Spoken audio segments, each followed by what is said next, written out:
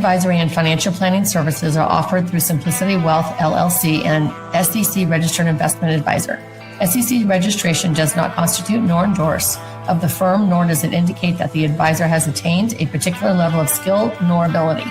Investing involves risk of loss. Insurance, consulting, and education services offered through Diamond Life Planning is a separate and unaffiliated entity from Simplicity Wealth. This information is provided as a general information that is not intended to be specific financial guidance. Before you make any decisions regarding your personal financial situation, you should consult a financial or tax professional to discuss your individual circumstances and objectives. Welcome to the Rock My Finances show on K4HD Radio and Talk4 TV, where we put the fun in finance.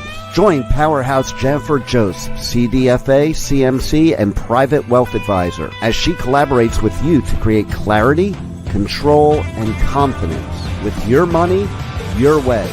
It's not about the zeros, so what is it all about? Let's find out. Now here's your host and weekly friend, Jennifer Jost.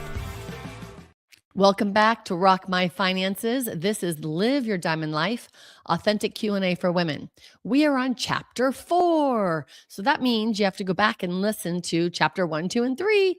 So what I've done is over decades of meeting with thousands of people and having financial questions and grief questions and divorce questions and all kinds of different questions. How can I answer these? So I decided to just accumulate all these wonderful questions that I've received and answer them on this show. So we will have different episodes with different types of questions. This one is about relationship and money. Chapter 3 was kind of about that as well. So if you want more of it after this episode, go check out Chapter 3. So number 1 question. When should couples talk about debt and financial history? Good question. So this would be when someone's dating or getting to know someone. So these conversations usually happen once a relationship becomes more committed. So I know now, being where I'm at right now, people are waiting longer to have the sex, right? They're not just jumping into bed right away, especially if they want a long-term relationship.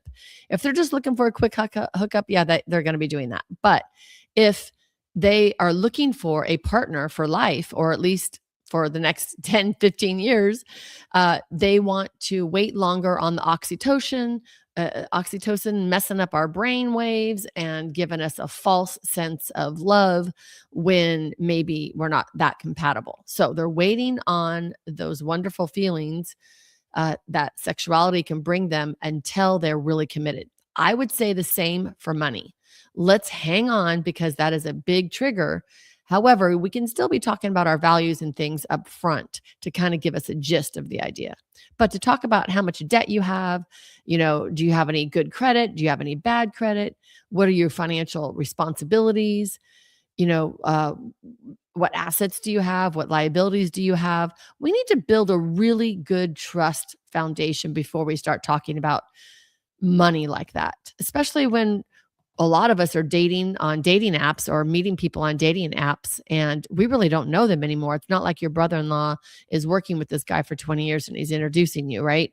So we are meeting officially strangers.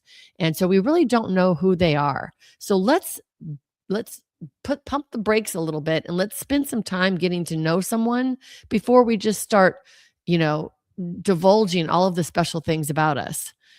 And our money is special about us, right? That's our relationship with money.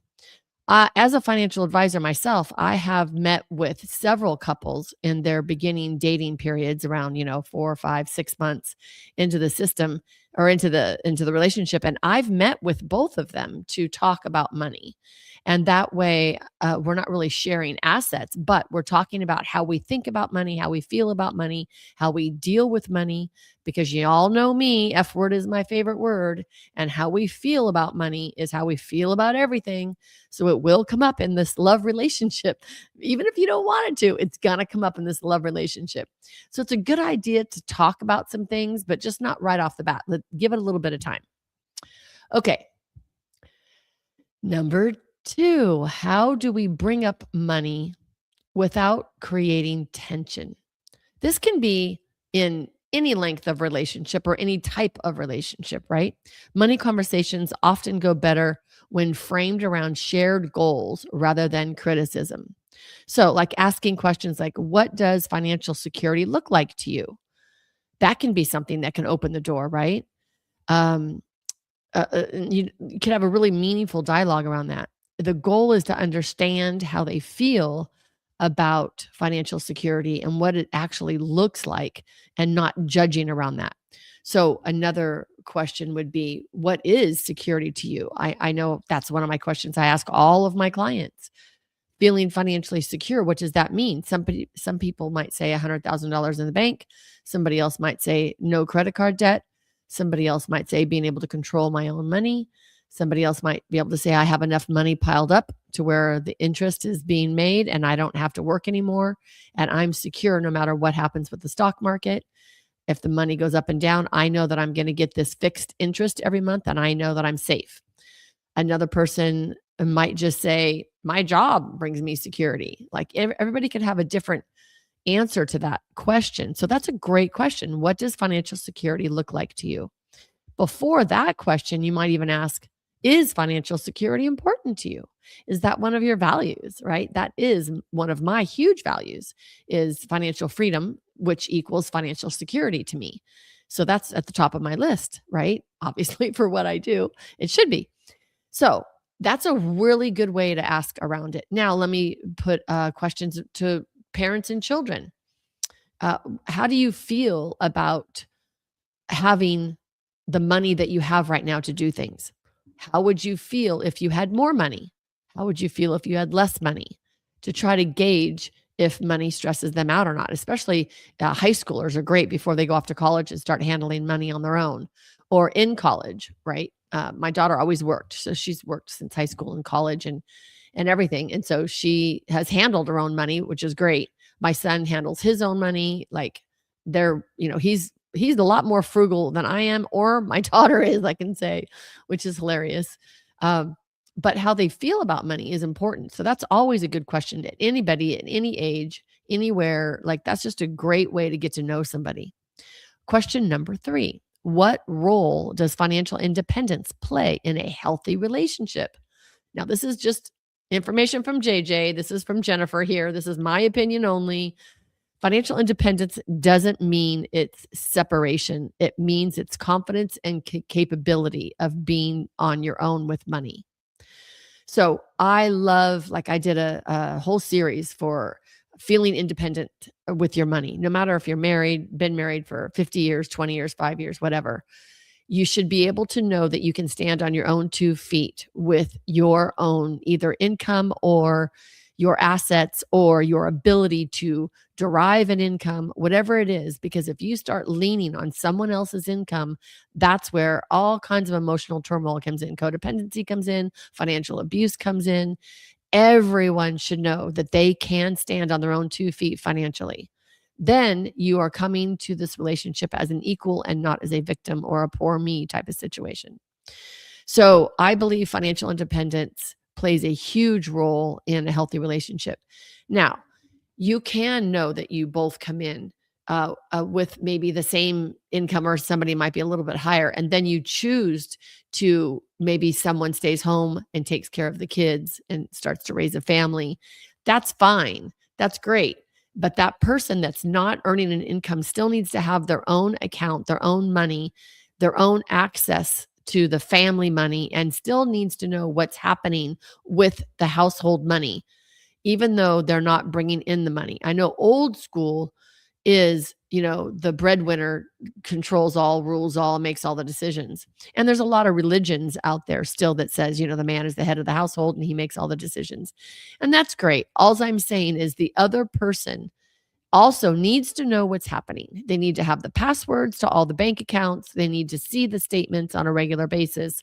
They need to have their couple's money date, like I always talk about, right? We all have our money dates weekly, but then we have a couple's money date at least monthly, if not quarterly. We both need to be in really good communication on what's happening with our finances. We need to talk about our vacation spending plan. We need to talk about our children's college spending plan. We need to talk about how much we want to spend going out to dinner on that great bottle of wine or the future of our children. Like, do we want to save enough money so that one person doesn't have to work and they can stay home with the kids? Is that important to you? Or do both parents want to work the entire time?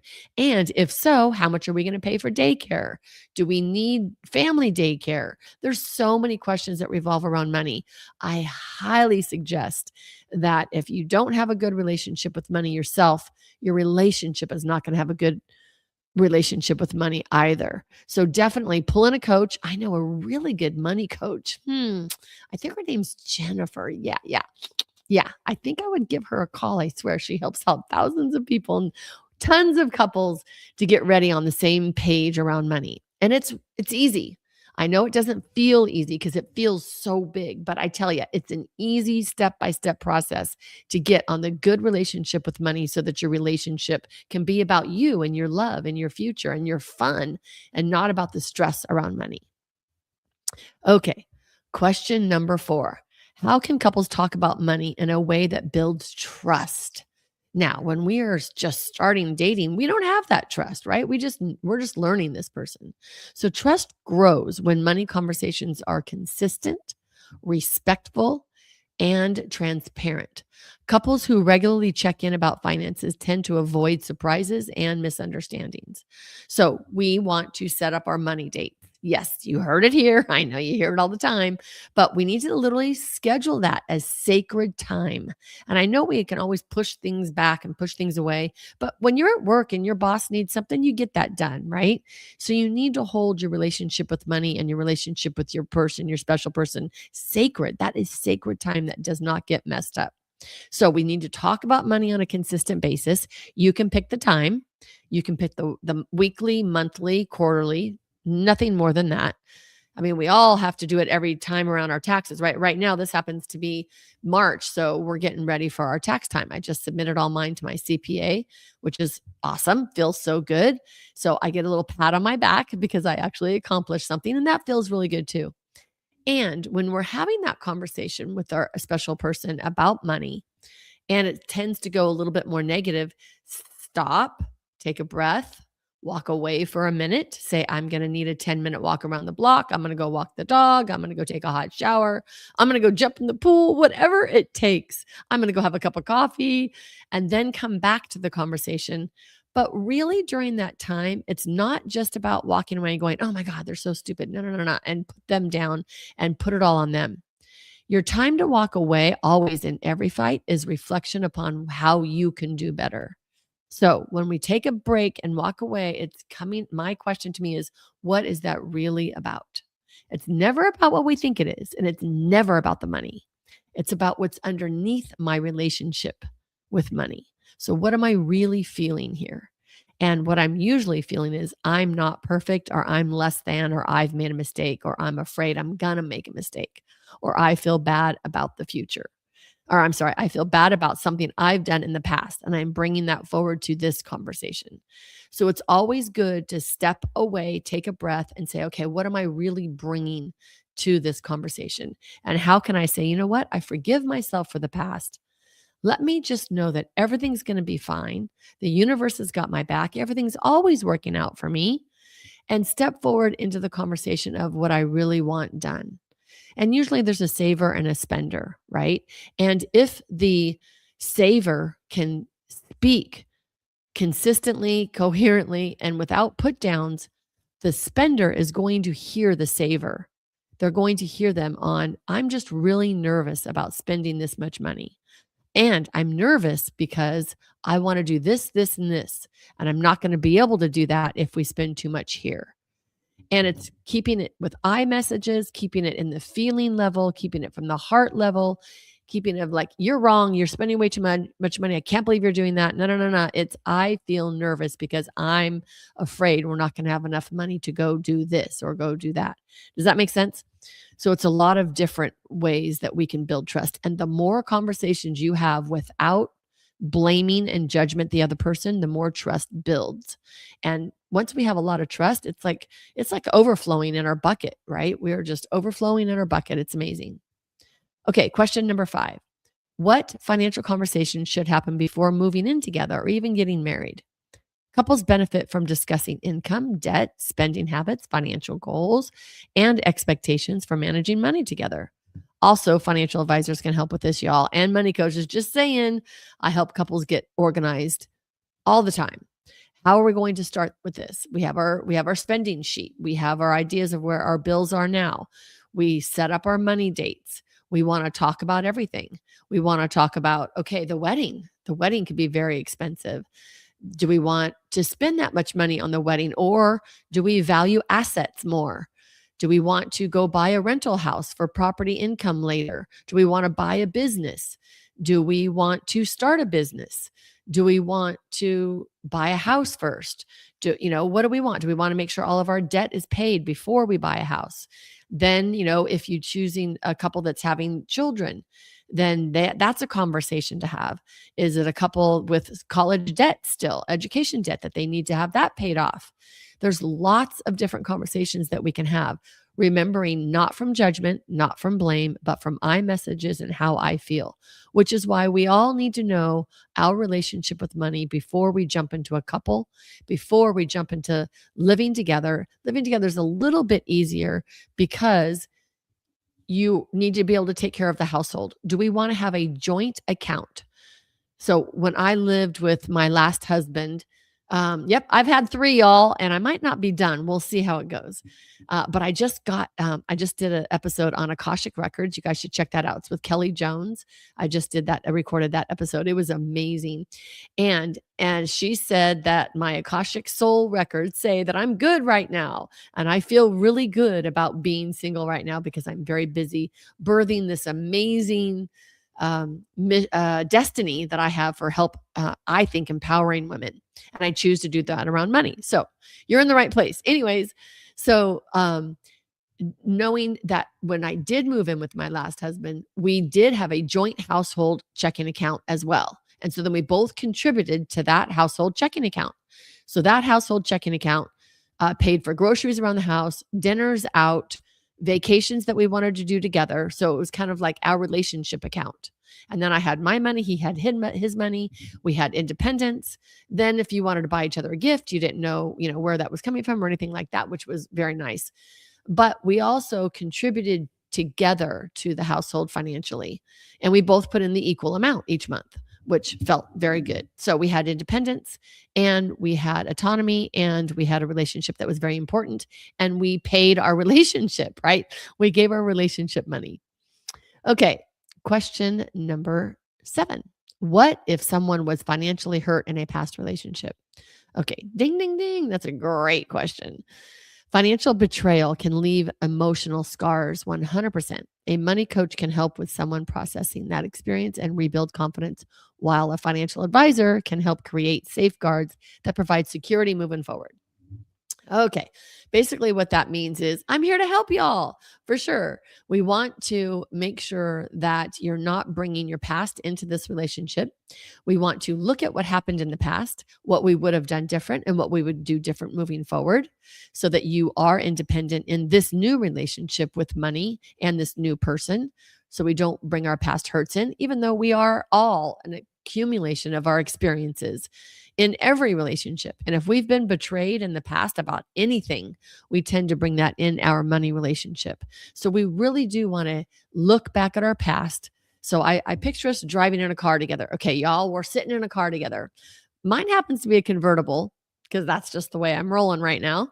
And we are sitting together. I'm in the passenger seat, you're in the driver's seat, and we're looking through the windshield. Now, we have a rear view mirror for you to glance at to tell me about the past. We need to look at the past so that we can find out where it's coming from. But then we're going to heal that, release that, forgive that, and we're going to keep looking through the windshield moving forward. So we need to know where the past hurt came from, release that, throw it out the top of the convertible top and just get rid of that past because it's not there anymore. And we're going to keep looking through the windshield with new processes, new thoughts, new experiences, and new behaviors. So we can always get through a past hurt for sure. I mean, I've met a lot of people that have been absolutely, utterly screwed in their divorces. And unfortunately, there's always one side that's, I shouldn't say always, because since I'm a certified divorce financial analyst, we've had a lot of great separations that each side did have to compromise. You're never going to get everything you want, but they felt okay with walking away and still raising their kids as co-parents, which is my most important thing. Is I want to make sure that the parents can still talk to each other if there's kids involved. So that's the most important thing in a divorce with kids. So we can get past those past hurts and say, okay, I was a different person back then. I'm a different person than I am now. I would react differently. That wouldn't happen to me now because I would be stepping up differently. So we can absolutely get rid of those past hurts. A lot of people, we meditate, we have prayer, we have retreats that we go to, and all kinds of things just to release the past. Does that make sense? Okay, number 8. What is the healthiest mindset for couples approaching money together? I love this. The healthiest mindset is seeing money as a shared tool rather than a source of control or conflict. When couples view finances as a way to support their values and goals and future together, money becomes something that strengthens the partnership rather than divides it. So when I go into a household and I meet with people, I still go to their houses. I love it. I love it because then I get to see how they live. All their papers are there and it's easier to answer any questions I might have. I have them do a mission statement for their household and put it on the refrigerator. Like we do mission statements for new businesses and things like that. But each relationship should have a mission statement. We should have a values list. I have a values list. You have a values list. And we have a values list together. What do we want our relationship to value? I am one of my values is service. I really do believe in service. And my relationship, I would want it to believe in service too. So I would want to give service as a relationship as well. So I would be hoping that that person would want to be agreeing with service as a value of the relationship. It could be anywhere. It could be monetarily. It could be our time spent. It could be our skills or expertise, whatever it might be. So come to it as a source of just a shared tool. Money is just what our country created, our world created to get things done, right? I share money with you. You share time with me. I share money with you. You give me goods and services. That's all it is. That is all it is. It's not who I am. It does not reflect on my heart. It does not reflect on my intelligence. It does not reflect on how much good and love I can give someone. It actually just reflects as a tool for me to share goods and services. That's all it is. So let's not put too much importance on money, even though it's my career, but that's okay. So we want to look at it as in our relationship, we want to know our values, our shared values, our goals, our shared goals, the goals for us individually and the goals for us as a relationship. What do we want our highest and best good for our relationship to be? And if you can talk about all of that and trust each other, do it holding hands, do it in a hot tub, do it in the swimming pool, do it while you're playing pickleball, do it where you're in love, having fun, so that it brings love and fun to the relationship with money in your relationship. And if you're independent like I am, then we have all the control in the world on when we want to deal with our money, right? And our money dates. And I love that. And we do it. I do it when I'm in a great mood and I'm loving and I'm having a really, really good time. I want you all to be able to schedule your money dates every week for 30 minutes. And I want you all to be able to say, I rock my finances. We appreciate you joining us today, and don't forget to subscribe to the Rock My Finances YouTube channel for more engagement and bonus content. Tell me, what is your money story? Let's find out with Jennifer right here on K4HD Radio and Talk4 TV. It's not about the zero, it's about the F word, feelings. Feelings Jennifer can't wait to explore with you next week. Until then, let's all say, I rock my finances.